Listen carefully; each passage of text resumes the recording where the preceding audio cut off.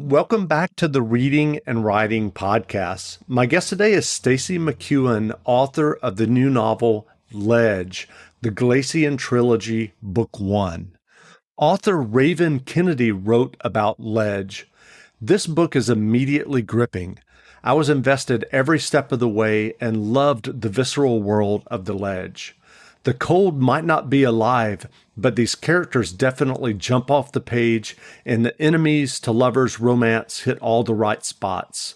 Stacey's debut novel is a triumph for all fantasy lovers, and I can't wait to see where this series goes. Stacey, welcome to the podcast. Thank you so much for having me. Absolutely. Well, if someone listening hasn't yet heard about your new novel, Ledge, the Glacian Trilogy, Book 1, how would you describe the novel? Ooh, okay, let's jump in. I'm going to try and keep this to under 10 minutes. Okay. I always tell people it's a romantic fantasy, which is my favorite genre of all, but it follows a woman named Dawson, who's a prisoner in an icy mountain civilization that I have called the Ledge. And there's no escape from the Ledge because on one side is sheer mountain face and on the other is this great uncrossable chasm. And the people on the Ledge don't know why they're there or why they've been kept alive on the Ledge, but they do know how they came to be there. 50 years previously, these great mountain creatures named Glacians descended the mountain, tore through their village and herded people up the mountain, flew them over the chasm and dropped them on the Ledge.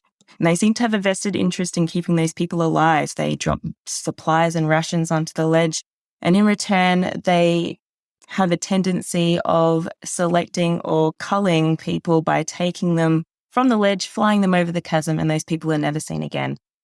So our story follows Dawson, who's an axe wielder. She's also the sole member remaining in her family. She's so far avoided that culling I was speaking of. But the story picks up when her luck runs out and she, in fact, picked up from the Ledge, taken over the chasm. And over there, she learns what on earth is going on.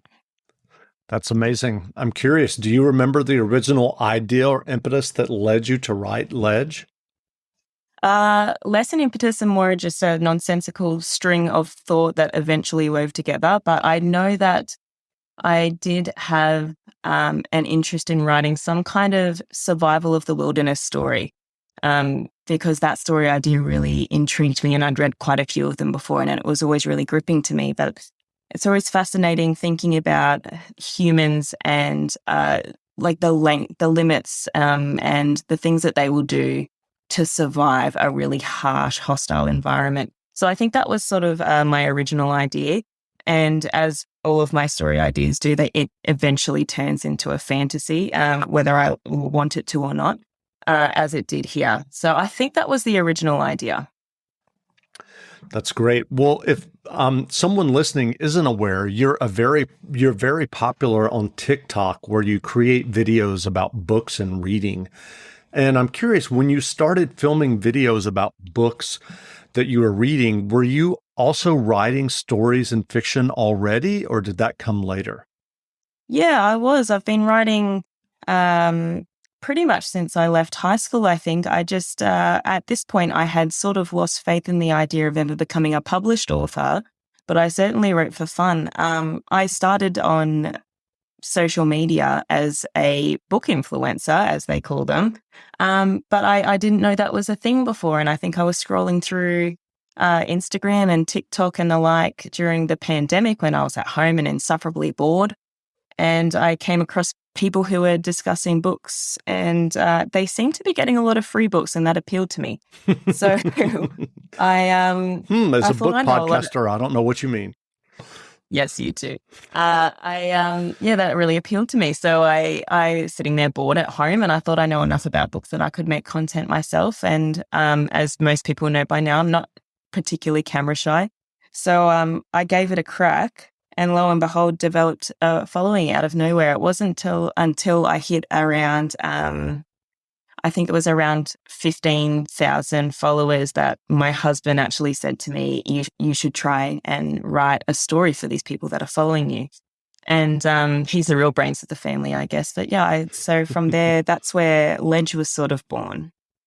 That's great. And I'm curious, because I'll be honest, I look at a lot of social media, and it's primarily, well, I read a lot on Reddit, and I use Instagram, and I have not kind of dove into TikTok, except I do upload some weightlifting and workout videos. But I'm curious, when you uploaded your first several TikTok videos about books, did you immediately find an audience, or did you have to actively try to build an audience? It was, for the most part, it was quite immediate. I posted a couple of, very embarrassing lip syncing videos that were book related, Mm-hmm. and not surprising they didn't get any views at all. And I was completely unbothered by it. If no one's seeing it, then there's nothing to be embarrassed about. And that was sort of my mindset from the start. So I posted a few more simply because it was really fun. And by then I'd sort of made a couple of friends in that little online community just by engaging in other people's videos. And I got a bit braver, and I posted a TikTok where I was using my own voice, and it wasn't just some silly audio that I'd adapted to make sense with a book. And I think in that first sort of video that went really well, I was making fun of new adult romance, which was a genre that I'd read at length as a teenager, and talking about the, just the funny cliches and tropes that you find in romance in general. And I went to bed that night after posting it and woke up in the morning to a few 100,000 views, which was shocking. And my inbox kind of overflowing with comments. And I was positive that I would open up that comment section and it would just be filled with absolutely irate authors just getting very angry that I'd made fun of their genre. And it sort of was filled with authors, but they were kind of championing it and, adding their own banter and their own ideas. And it was wonderful. And of course, other readers were commenting too. And it was just so much fun that I sort of kept going on that track once I realized that people actually didn't mind me using my own ideas and just basically talking nonsense. I'm still shocked too how I got to this point where I've got many more followers now. But I'm very grateful. It's a very happy mistake. And as we're sitting here talking about this, I guess we should give listeners, what is your TikTok ID or handle or username? So my TikTok and Instagram handle is the same. It's at Stacey Bookspace, which I know is probably the cringiest handle that I could have come up with, but it was the first one that TikTok suggested to me. So that's the one that I went with. Yes. And on Twitter, I'm McEwan_Stacey. Got it. Well, what was your writing process like as you were writing Ledge? Did you outline the novel extensively, or did you just dive into the narrative? I did. I'm a serial plotter. So my office was sort of filled with, chapter outlines and hand-drawn maps and spreadsheets of character details and the like. And it's really not until I am very, very confident in the trajectory of the story that I start writing it all. And it changed a lot along the way, as it always tends to. It sort of evolves, and that's sort of my favorite part of writing, is doing all that planning and then finding where the story still surprises you and sort of leaning into that. So that's sort of my writing process for any book that I've previously written, including Ledge. Do you think that you will ever go back to some of the earlier things that you worked on and try to edit those and get those published as well? Oh, absolutely not, Jeff. They will never see the light of day. I will take them to the grave. Well, are you working on another novel now? Well, we're in edits for book 2 in the trilogy. I've got another book that I've outlined that I'd really love to get to. I outlined that book shortly before I began writing Ledge, and then Ledge creeped into my mind and took hold, and I had to write that first. But I would really like to go back to that other idea that I outlined previously. So I'm sort of thinking that perhaps I'll take a break in between book 2 and book 3 in the trilogy to maybe smash out another one. I don't know if that's too ambitious or adventurous, but we'll see. Let's see if I have a meltdown.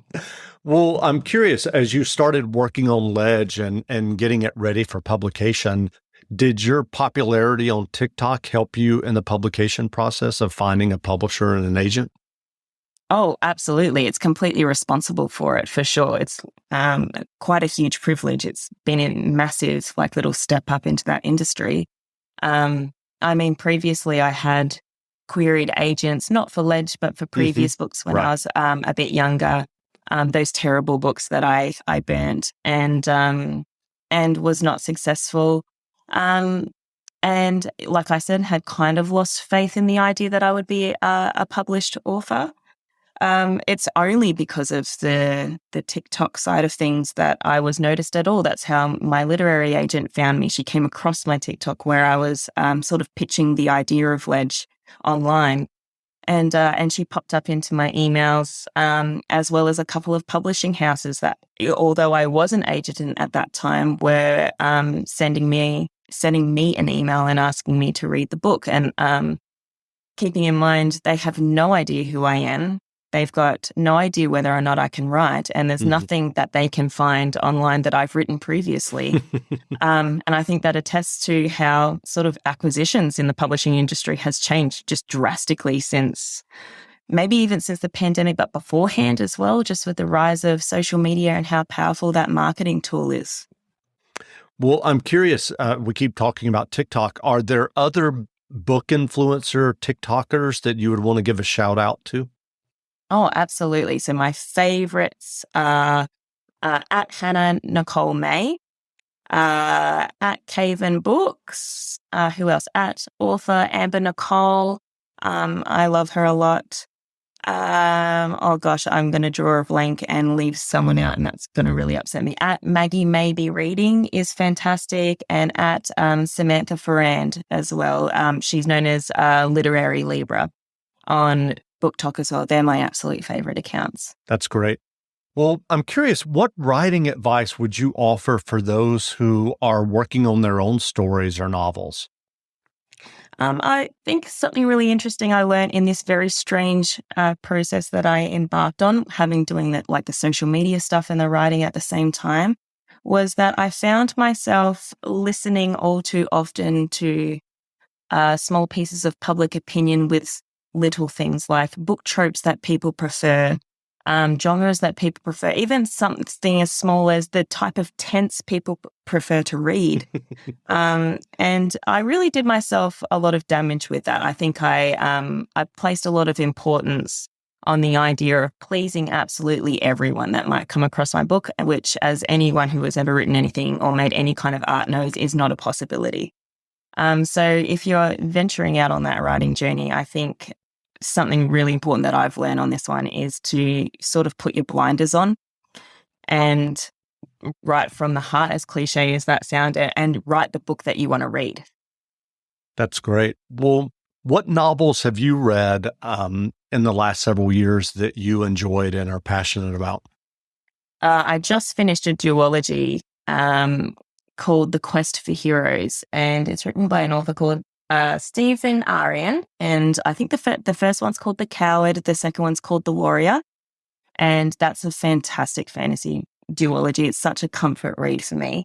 I also read The Circus Infinite by Khan Wong, which is this awesome queer sci-fi, and it's about a space circus. And I don't know if you've ever considered reading a book about aliens and politics, but I didn't know I needed those two things put together in a book until recently, and I'm very glad that I discovered it. And I'm just an enduring fan of The Wrath and the Dawn duology as well by Renee Adair. They're sort of my favorite series that I've read in the last couple of years. That's great. Well, where can people find you online if they'd like to learn more about you and your new novel, Ledge? They can go to my website at staceymcEwanbooks.com. Otherwise, you can come and find me on TikTok or Instagram. Over there, I'm at Stace Bookspace. Wonderful. Well, again, we've been speaking with Stacey McEwan, author of the novel Ledge, the Glacian Trilogy, Book 1. The novel is on sale now, so go buy a copy. And if you want to hear what Stacey has to say about books and reading and writing, check out her TikTok. And Stacey, thanks for doing this interview. Thanks so much for having me. Absolutely. This was great.